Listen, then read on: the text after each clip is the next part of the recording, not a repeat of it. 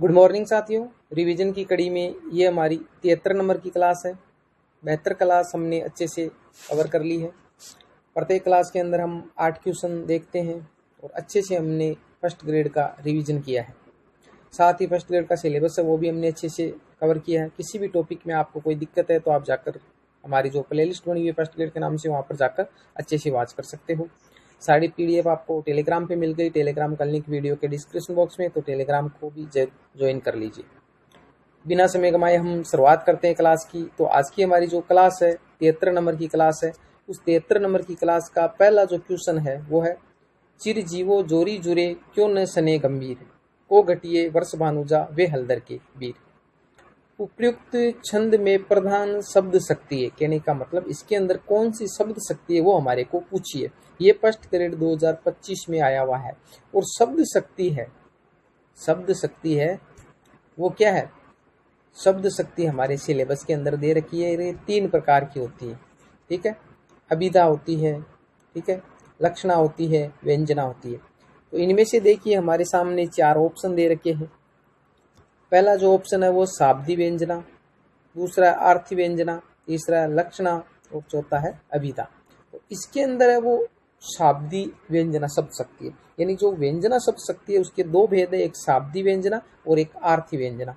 शाब्दी व्यंजना कहाँ होती है और आर्थी व्यंजना कहाँ होती है, अच्छे से मैंने आपको बताया। यानी जहाँ शब्द हो और उस शब्द को अगर वहां पर हम चेंज कर देते हैं यानी बदल देते हैं और उसका चमत्कार है वो खत्म हो जाता है, तो वहां पर शाब्दी व्यंजना होती है। और आर्थी व्यंजना वहां होती है जो अर्थ के अंदर है। जैसे मान लिया, एक हमने उदाहरण लिया, शाम हो गई, ठीक है। तो कहने का मतलब इसका अर्थ हुआ कि शाम हो गई। इसकी जगह अगर हमने लिख दिया संध्या हो गई तो भी वही अर्थ निकल रहा है, कोई इसमें परिवर्तन नहीं आ रहा है। तो कहने का मतलब जहाँ परिवर्तन ना हो वहां पर आर्थी व्यंजना होती है, और जहाँ परिवर्तन हो जाए शब्द को चेंज करने से, वो शब्द वहां पर मैच ना खा रहा हो, तो उस टाइम हमारी शाब्दी व्यंजना होती है। इसको अच्छे से मैंने जब आपको शब्द शक्ति पढ़ाई है उस टाइम अच्छे से आपको बताया भी है।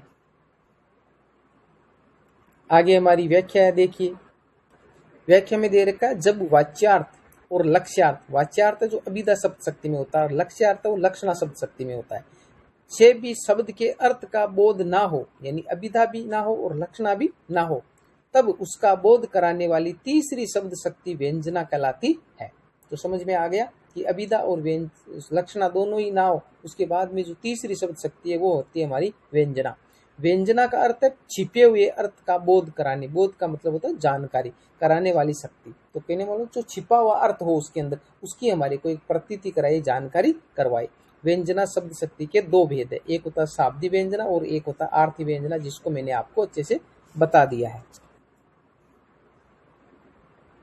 2 नंबर का हमारा क्वेश्चन देखिए, सेंधव, वाजिब और घोटक।